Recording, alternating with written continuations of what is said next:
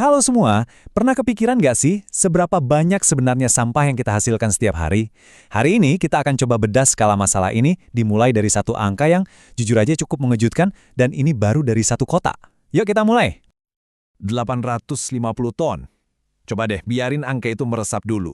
Biar kebayang, itu kira-kira setara dengan berat lebih dari 100 gajah Afrika dewasa. Gila kan? Gede banget angkanya. Dan yang paling bikin kaget, angka segitu tuh bukan total setahun atau bahkan sebulan. Itu adalah jumlah sampah yang dihasilkan setiap hari. Ini benar-benar cerminan nyata dari jejak sampah kita semua secara kolektif.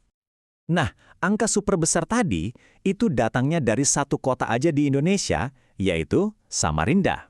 Yap, bener banget, 850 ton itu adalah jumlah sampah yang dihasilkan oleh warganya cuma dalam waktu 24 jam.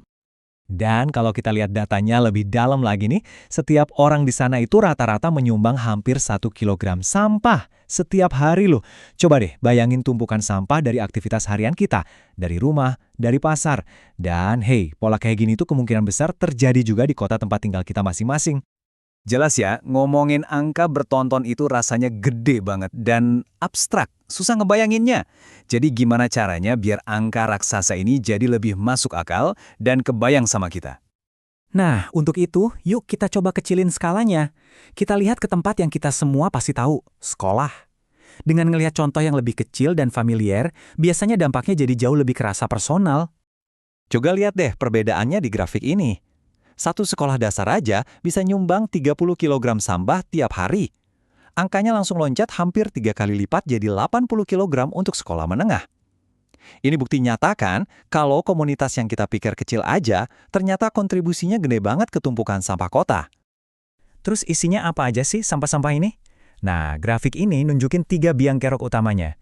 Ada plastik, sisa makanan atau organik, sama kertas. Tapi di antara 3 ini ada satu jenis yang jadi musuh paling berat, yang paling susah ditaklukkan.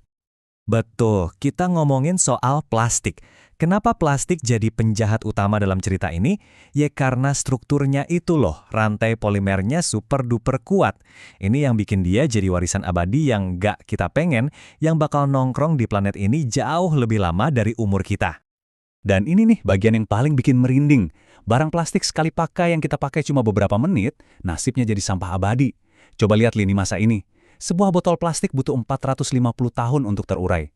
Kebayang nggak, botol yang kamu buang hari ini tuh masih bakal ada pas cicit dari cicit kamu lahir nanti. Ini udah bukan sampah lagi namanya, ini artefak. Nah, yang perlu banget kita pahami, plastik itu nggak membusuk kayak daun atau sisa makanan. Dia cuma terfragmentasi. Maksudnya apa? Dia pecah jadi serpihan-serpihan super kecil yang nggak kelihatan yang disebut mikroplastik. Dan ini justru lebih bahaya loh. Kenapa? Karena serpihan beracun ini bisa nyebar kemana-mana. Ke air yang kita minum, ke tanah tempat makanan kita tumbuh. Dari satu botol yang pecah jadi kecil-kecil itu, masalahnya jadi gede banget. Yuk kita lihat gimana jejak sampah plastik kita ini bisa memicu krisis skala global yang dampaknya langsung ke lingkungan. Dan ya kesehatan kita juga. Dan ini nih, gambaran lengkap kenapa kita harus peduli banget. Ini bukan cuma soal pemandangan yang jadi jelek.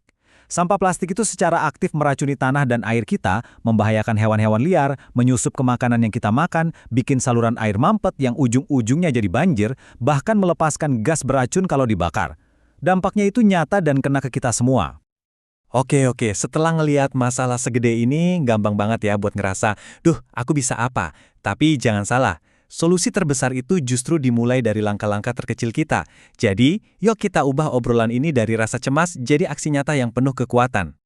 Nah, ini dia senjatanya. 3R. Pasti udah nggak asing lagi kan?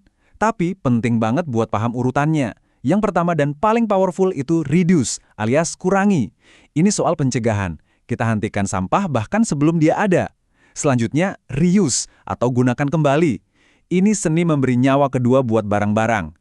Dan yang terakhir, sebagai jaring pengaman, baru deh recycle atau daur ulang untuk material yang memang nggak bisa kita hindari. Tentu aja, satu orang bertindak itu bagus. Tapi kalau jutaan orang bertindak bareng-bareng, itu baru jadi gelombang perubahan raksasa. Dan fondasinya apa? Edukasi.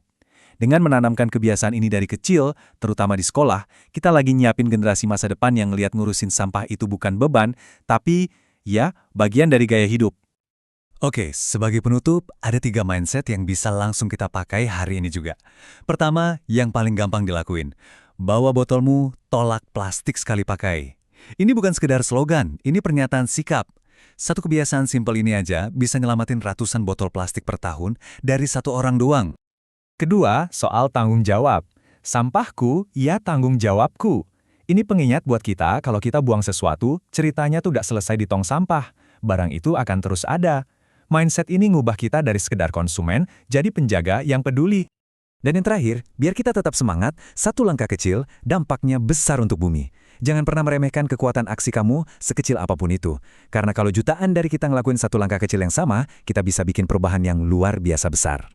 Jadi saya tinggalkan kalian dengan satu pertanyaan ini. Dari semua yang udah kita bahas, apa nih satu perubahan kecil yang akan kamu mulai hari ini untuk menjadi bagian dari solusi? Coba deh pikirkan dan langsung lakuin. Yuk, mulai dari sekarang.